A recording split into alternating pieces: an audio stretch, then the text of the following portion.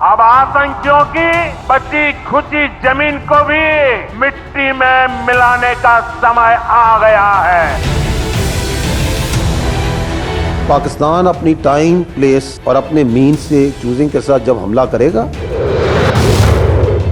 the whole world will come to know. वो नजर भी आएगा, उसकी गूंज भी सुनाई देगी।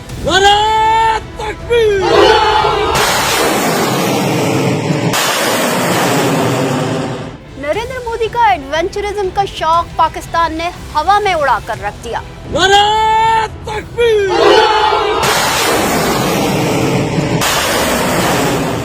मोदी ताकत के नशे में चूर होकर पाकिस्तान पर चढ़ दौड़ा।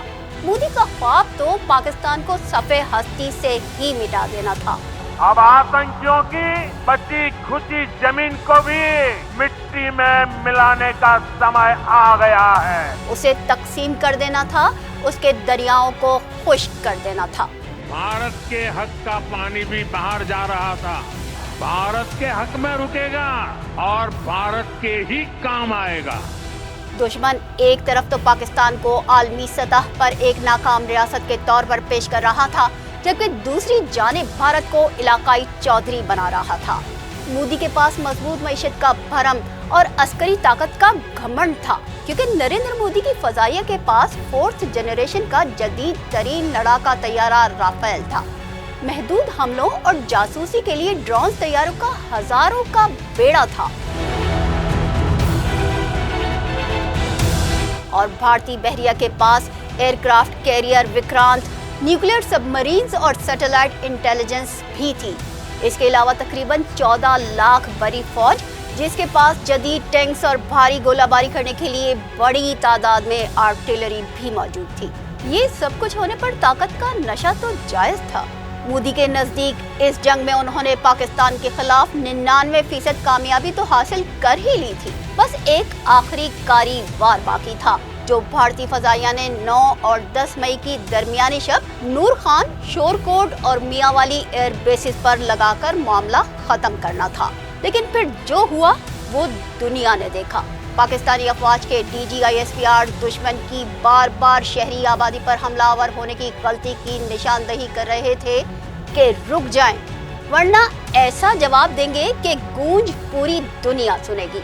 पाकिस्तान अपनी टाइम, प्लेस और अपने मीन से चूजिंग के साथ जब हमला करेगा, तो हमें और आपको इंडिया के मीडिया की जरूरत नहीं उसे बताने की। The whole world will come to know. वो नजर भी आएगा, उसकी गूंज भी सुनाई देगी। लेकिन ताकत का नशा भारतीय सूरमाओं के सर चढ़कर बोल रहा था। ये नशा तो उस वक्त टूटा जब भारतीय तैयारे मलहका फजाई हुदूद में दाखिल हुए। पाकिस्तानी फजाइया के पास सिर्फ रडार ही नहीं, बल्कि दोस्त ममालिक के सैटेलाइट्स के जरिए खला में देखने वाली आंखें भी मौजूद थी। जदीद सब एरिया सिस्टम दुश्मन को डिटेक्ट और मॉनिटर कर रहा था। भारतीय लड़ाका तैयारों को हिट करने के लिए PL-15 active radar guided long range missile फजा में दुश्मन को निशाने इबरत बनाने के लिए मौजूद था, जिनकी रहनुमाई एक जदीद कमांड एंड कंट्रोल सिस्टम कर रहा था। PL-15 को जदीद एवैक्स की रहनुमाई हो तो वो ना नजर आने वाला एक भूत बन जाता है और देखे जाने से कब्ल ही मार गिराता है। राफेल तैयारों के साथ ऐसा ही हुआ। ये महज फजाई जंग नहीं थी जो ज्यादा लड़ाका तैयारा होने पर जीत ली जाती, बल्कि ये नेटवर्क वॉरफेयर की घात थी जो पाक फजाइया ने बड़े सलीके से लगाई थी, जिसका एतराफ भारतीय फजाइया के एयर मार्शल ने भी किया कि हमारे राफेल तबाह हुए हैं। You know, we are in a combat scenario and losses are a part of combat. भारतीय बहरिया ने जो अपनी फजाइया का हशर देखा तो एयरक्राफ्ट कैरियर विक्रांत ने कराची के साहिल की तरफ बढ़ने की हिम्मत ही नहीं की, क्योंकि इसके इस्तकबाल के लिए पाक फजाइया और पाक बहरिया का P-3C ओरियन कंबाइन मिशन तैयार था। 411 नॉटिकल मील फी घंटा की रफ्तार से विक्रांत के सर पर पहुंचकर उसे गर्क-ए-आब कर देने के लिए बिल्कुल तैयार था। उसके रडार ने तो विक्रांत को लॉक भी कर लिया था, जिस पर भारतीय बहरिया उसे पीछे हटाकर दूर अफ्तादा बंदरगाह में ले गई। पाकिस्तानी फोर्सेस ने इस जंग में दुश्मन को पैगाम दिया कि भारत को देखा जा सकता है, पीछा किया जा सकता है और उसे रोका भी जा सकता है। मोदी के इस एडवेंचर से आलमी सतह पर ये आश्कार हो गया कि भारत न कोई माशी द्यो है, न ही नाकाबिले शिकस्त ताकत। अब मगरिब भारत पर इन्हिसार करने से पहले कई बार सोचेगा जरूर, जबकि इस्लामी दुनिया खुसूसन अरब ममालिक जो तजब्जुब का शिकार थे, भारत के साथ अपने ताल्लुकात को नए खुतूत पर उस्तवार करेंगे।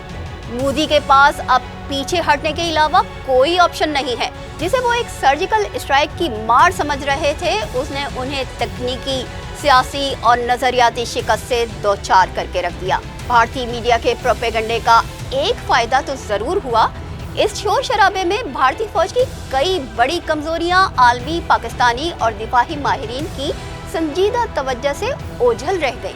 भारत पाकिस्तान तनाज़ा अब दो फरीकैन के बाहमी मसले के बजाय आलमी अहमियत इख्तियार कर गया है। मसला कश्मीर को हल करना जरूरी हो गया है, क्योंकि अब ये एक आलमी मसला बन चुका है। अखंड भारत का ख्वाब मोदी की वजह से चकनाचूर होकर रह गया है।